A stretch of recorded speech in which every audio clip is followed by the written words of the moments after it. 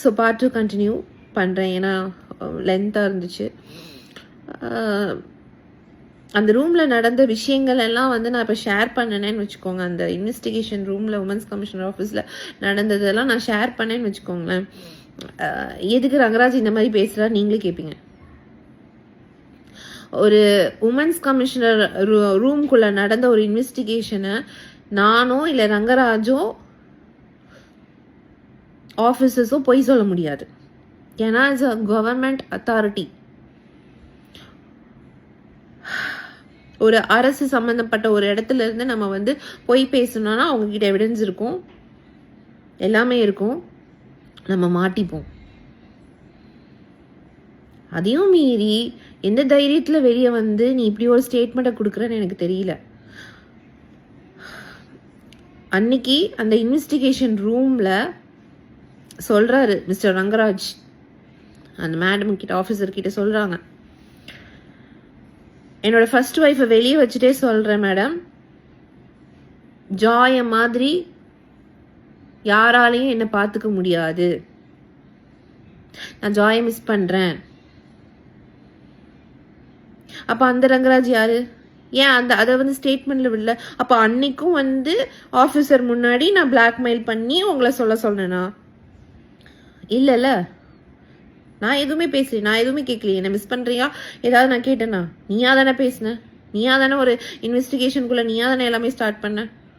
எடுக்கும்போதே சொல்கிறாரு, அட்வொகேட் பேச்செல்லாம் நான் கேட்கல, இந்த ரூம்குள்ளே அட்வொகேட்லாம் நான் எடுத்து வெளியே வச்சுறேன், மனசுலேருந்து பேசுகிறேன், மனசுலேருந்து ஜாயை மிஸ் பண்ணுறேன்னு சொன்ன ரங்கராஜ் இன்னைக்கு வெளியே வந்து அந்த 4 செவத்துக்குள்ளே நடந்தது அப்படியே போய் மாற்றி வந்து ஒரு ஸ்டேட்மெண்ட்டை வெளியிடுறார். உமன்ஸ் கமிஷனர் ஆர்டர் காப்பிலே இருக்குது. அவர் ஒத்துக்கிட்டாரு, என்னை கல்யாணம் பண்ணதை ஒத்துக்கிட்டாரு. டிஎன்ஏ டெஸ்ட் வேண்டான்னு சொன்னார். டிஎன்ஏ டெஸ்ட் வேண்டான்னு சொன்னது மிஸ்டர் ரங்கராஜ், நான் கிடையாது. நான் வேணும்னு தான் சொன்னேன், because I want to prove my self. அன்னைக்கு வேண்டான்னு ஸ்ட்ரெஸ் பண்ணது ரங்கராஜ். அந்த ரங்கராஜ் எங்கே போனார்? பறந்து போயிட்டாரா? ஸோ இன்னைக்கு வந்த ஸ்டேட்மெண்ட்டும் அன்னைக்கு ரூமில் சொன்ன இதுவும் ஒன்றா? ஃபேமிலி மெம்பர்ஸ் பிளாக்மெயில் பண்ணுறாங்க, ஃபேமிலி மெம்பர்ஸ் பேச்சை கேட்டு தான் நான் பண்ணுறேன் அப்படிங்கிறத வந்து அப்போ இன்னைக்கு அந்த ஸ்டேட்மெண்ட்டும் ஃபேமிலி மெம்பர்ஸ்னால தான் வெளியே வந்துச்சா? எல்லாத்தையும் விட்டுட்டு மனசாட்சின்னு ஒன்று இருக்குது ரங்கராஜ்.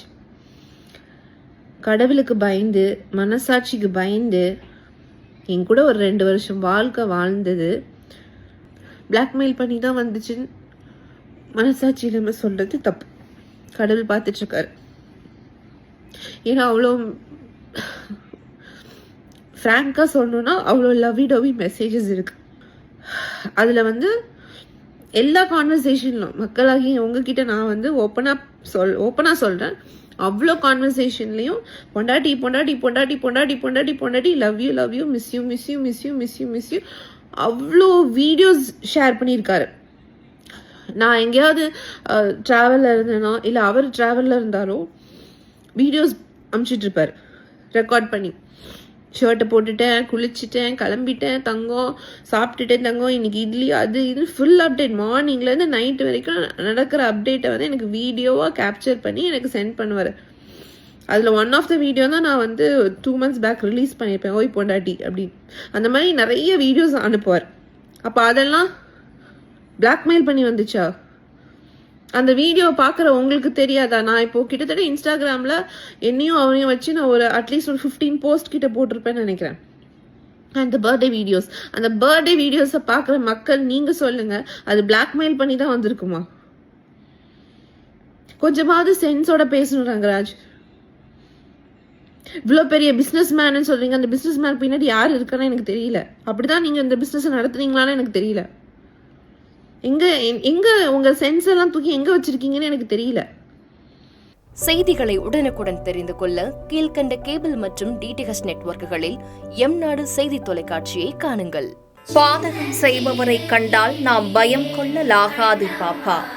மோதி மிதித்து விடு பாப்பா, அவர் முகத்தில் உமிழ்ந்து விடு பாப்பா. அண்மை செய்திகளை உடனுக்குடன் தெரிந்து கொள்ள இணைந்திருங்கள் எம்நாடு தொலைக்காட்சியுடன்.